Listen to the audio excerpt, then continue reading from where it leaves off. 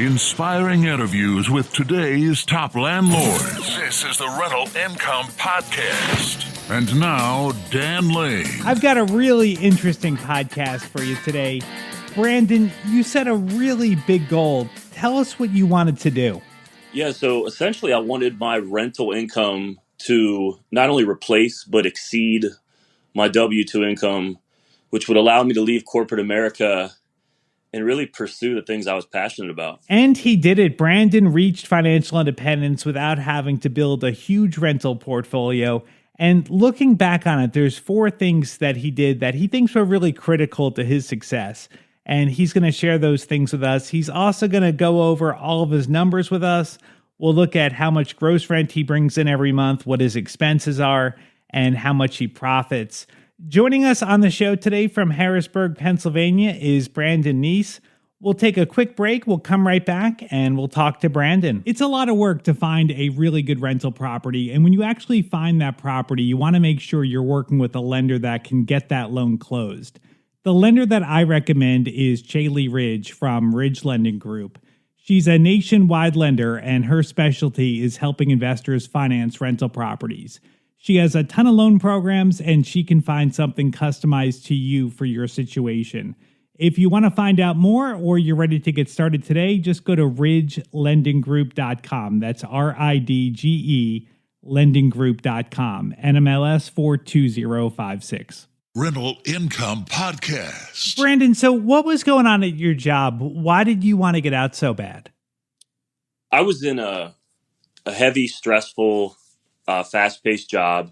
Like many Americans, felt like I was overworked and undervalued, and it was really impacting the quality of life. Unfortunately, my job would come home with me on nights and weekends, and it was just really impacting my overall happiness. Sure. Yeah, that's understandable. I think a lot of people are in that same situation. So what gave you the idea that you could buy rental properties and your rental income could pay to support your lifestyle? Sure. So for me, it was twofold. First, I kind of looked at my own life, and I had been a renter for 11 or 12 years. And I was the type of tenant that would have rent on time, in full, no problems, no headaches, no maintenance calls. And I thought to myself, if I could have 5 or 10 tenants like me, it could create cash flow and possibly be a business. And then I also read a book, a really basic fundamental book on investing in duplexes, triplexes, and quadplexes.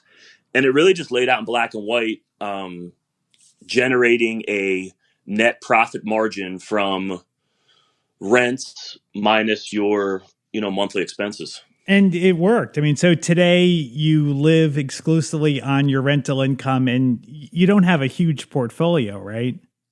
I don't. Yeah, I have 20 doors. And thankfully, I'm thankful every day. I've been financially free for 2.5 years. That is so awesome. So how long did it take you from the time that you said, okay, I'm going to do this until you had enough income to leave your job? Under 5 years. 5 years. Okay, so walk me through how that worked. Sure. So my first purchase, which served as a primary residence, was a duplex. And I was house hacking before I even knew house hacking was a term. And really my thought process behind that was, one, I want my mortgage to be as affordable or as minimal as possible with revenue coming in from a second unit. And then I also thought long-term that down the road, this will serve as a 2-door rental once I'm not living in one of the units. Mm-hmm. Okay, so that property I bought 7 years ago. So from that first purchase, about 4.5, 5 years. Okay. Now, if somebody wants to leave their job, and let's just say hypothetically somebody makes $60,000 a year, so $5,000 a month. Do you think that once they hit $5,000 a month in rental income, they should be safe to leave their job? Or do you think they should maybe try to get a little bit higher just to pad in a little bit of safety there? Good question. So my recommendation would be to earn at least 1.5 to 2 times your net income if you're strictly relying on rental income. meaning you're not wholesaling, you're not flipping houses, you're not a real estate agent, or you don't have a couple of side hustles. If it's strictly rental income that you're matching up against your W-2, I'd recommend at least 1.5 times. Okay. I shot for 2.5. And when I got to 2, when I doubled my net W-2 income over 12 months, maybe 18, when I saw that consistency there, that's when I left, when I was able to double my W-2 income. And was your thinking there that you just have a margin of safety so that if things don't work out as perfectly as they seem to look on your spreadsheet, maybe you have more turnover or you have a big repair, that you just have a little bit of extra buffer there every month? Yeah, I would agree with that. I mean, I felt comfortable with the condition of my portfolio and with my tenant base with minimal turnover. But just kind of from a practical standpoint, I didn't want to collect rent to go buy groceries, or I didn't want to have to, take a couple rent checks from that month to go on vacation. Right. I wanted to have a cushion to live and enjoy the freedom, not literally robbing Peter to pay Paul and saying I'm financially free, but I'm broke and still miserable. Or even worse, you think you're financially free, you quit your job, and then 6 months later, you're looking for a new job again. Right. And in my case, and like many people, I worked hard and earned my position and my salary and the place I was at. And I wasn't just going to walk away from it on a whim or, cross my fingers and hope it worked. I wanted to be very strategic and conservative in my approach because I didn't want to come back. I didn't want to turn back or come back to the corporate America job world. I wanted to be confident that it was going to work. And I think, the income is a big part of that. Sure. All right. Well, there's 4 things that you sent over to me that 4 different tips that you wanted to share with our listeners here on I guess 4 things that people can do if they want to reach financial freedom like you have. So I want to kind of walk through these here. So the first tip that you have is to maximize your earnings at your W-2 job. So tell me how you did that. Sure. So in my case, it was kind of twofold. It was, 1, leveraging my current role and skill set into a better, higher paying opportunity. I'm not encouraging job hunting, but let's be real. If we're talking about financial freedom, you want to work for yourself. You don't want to work for someone else or a company. So I don't think you need to have this loyalty to an employer that hamstrings your ability to go get a raise or a new job. So that was one strategy I used. So over 10 years, I had 2 jobs, but it was still leveraging one opportunity for a better high paying opportunity. Also, I was able to earn an annual bonus, which I used heavily in investing. I would encourage people, maximize your productivity and your performance so you can really get the biggest and best bonus you can. If you're not in a position where you get bonuses, I dread saying this, but if you're hourly, see if there's the ability to work overtime. If you're going to a job 40 hours a week, you need to make as much as you can at that job to assist in your investing to get on this track even quicker. Yeah, I think that's great advice. I 100% agree with you that that's the first step that everybody should do is try to maximize your earnings.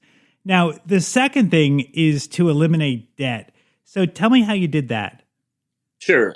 I know it sounds very simple on the surface, but I think there's this kind of this vibe within real estate investing that more doors, you have to scale, you have to leverage, you have to grow, you have to say, I own X amount of doors, and like it's a brag thing. And I don't get that. I think I want to control the smallest amount of doors that creates the revenue that matches my desired lifestyle. So I think a piece that gets missed is decreasing your personal and consumer debt while you're striving towards financial freedom.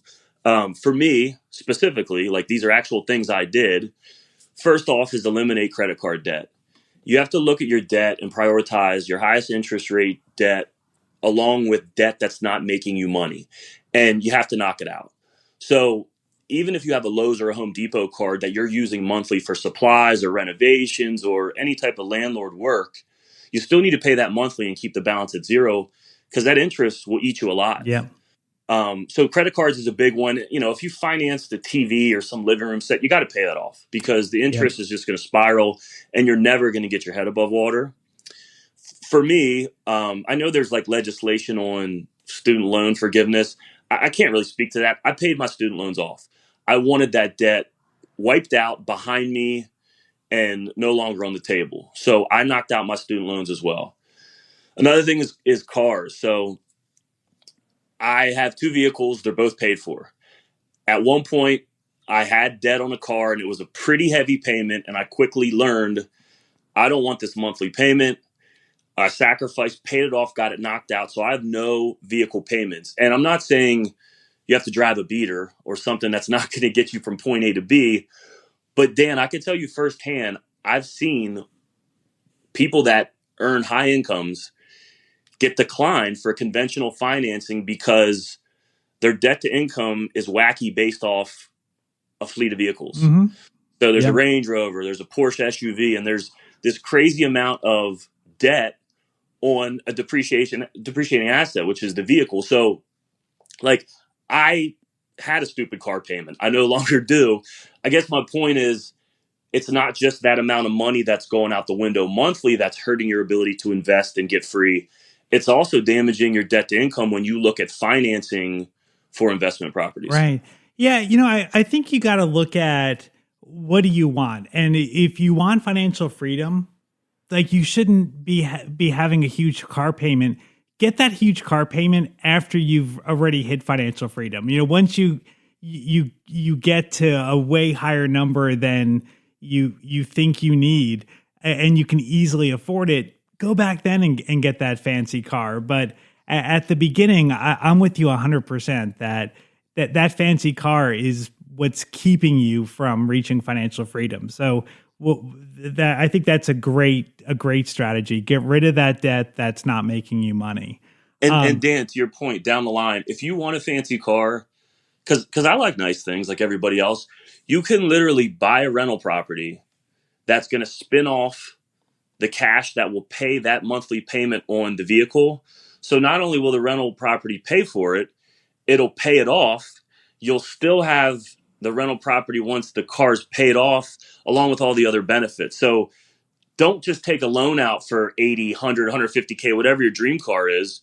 Buy a property that spins off the cash to pay the vehicle and you're in much better shape. Yeah. I mean, that's a great strategy. And actually I'm doing that right now with my wife's car. And instead of buying a car and taking the cash that we were going to use to buy the car, we took that cash and bought a rental property. And that rental property now pays her car payment. So it's like a free car, so. Yep. All right. That's a great strategy. So number 3 is to house hack. Sure. So, I mean, I think most, if not all your listeners understand the strategy behind house hacking. I think just very simple on the surface, house hacking will decrease or possibly eliminate your housing expenses, which will free up more money for investing, paying down debt, or maybe both. So I just think on the surface, fundamentally, it makes a ton of sense. And again, this is what I did. This is my first property was house hacking 101. I still have that property. It spins off 1,000 net cash a month. Next year, it'll spin off 1,100. That property over 7 years has tripled in value. And the best part of it is from the jump, from the start, I haven't paid a single mortgage payment against the note. That was paid by rental income from the start.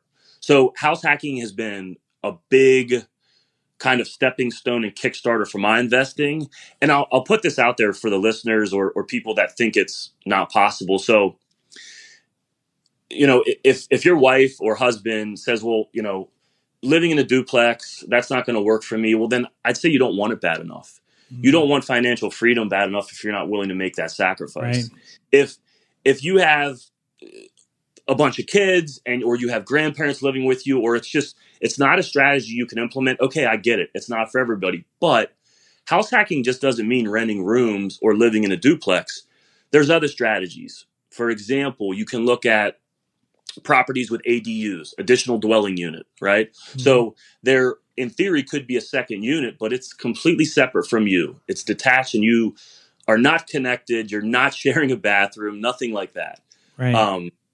You know, in Arizona, I know this is a strategy, and it's even, I mean, it's been around, but even on new construction, it's casitas. So it's basically an in-law suite that's built attached to the house. And I know people Airbnb their casitas that are really minimizing their mortgage in an expensive market. I just think, is there a standalone garage that you convert?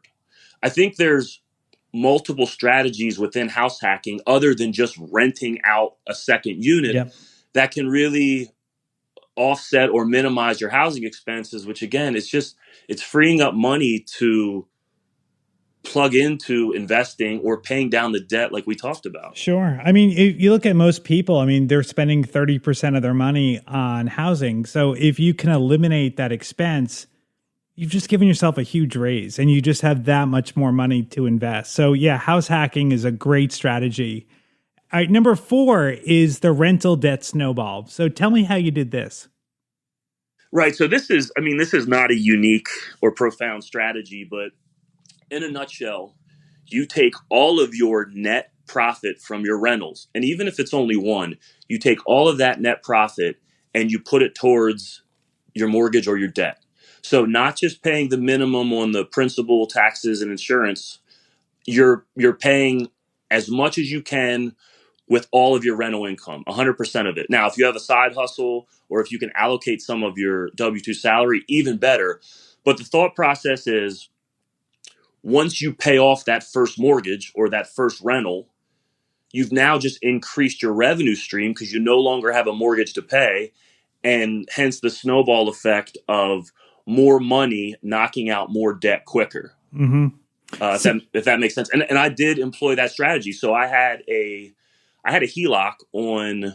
So I had a HELOC that I got from my primary, which was the 2 unit I bought, and I believe it was $40K, and I was able to put that on a single family turnkey rental that created like $600 to $700 a month, and I put that entire net rental towards the HELOC, and man, I knocked it out really quick. So it's again, I think a common theme here through all these tips is a bit of sacrifice.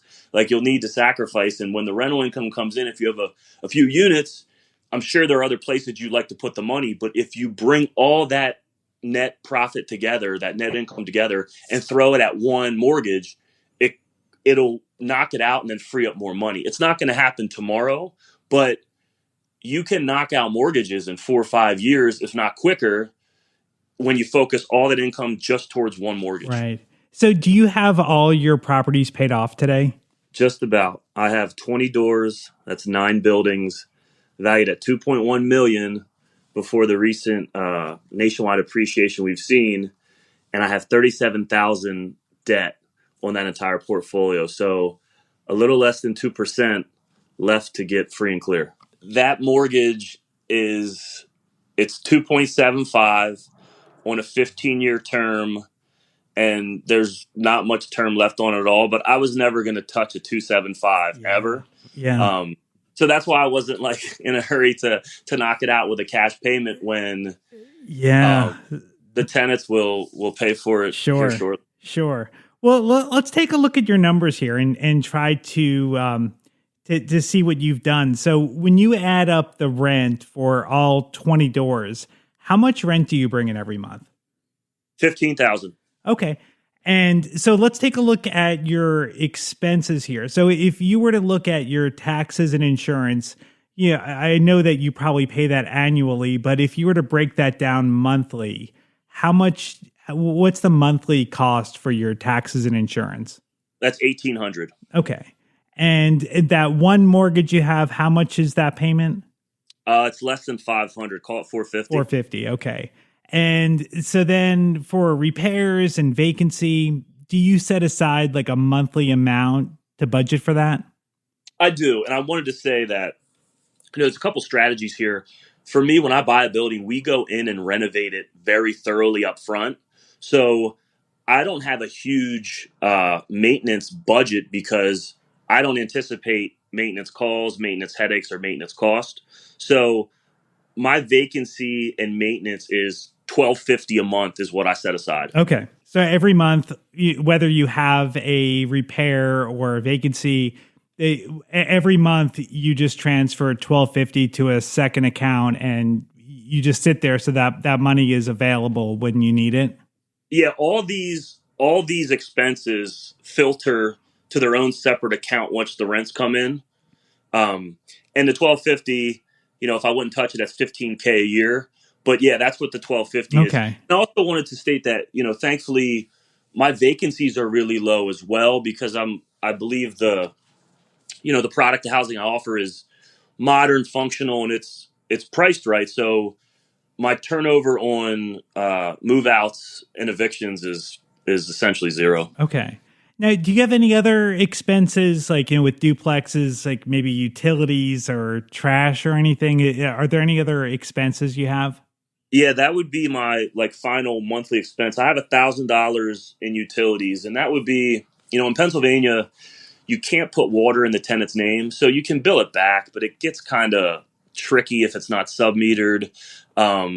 Trash I typically pay for, especially on my multis. And then I have some common area electric meters and those things that are my responsibility. So $1,000 is allocated for monthly landlord utilities. Okay. So, all right. So your taxes and insurance are $1,800.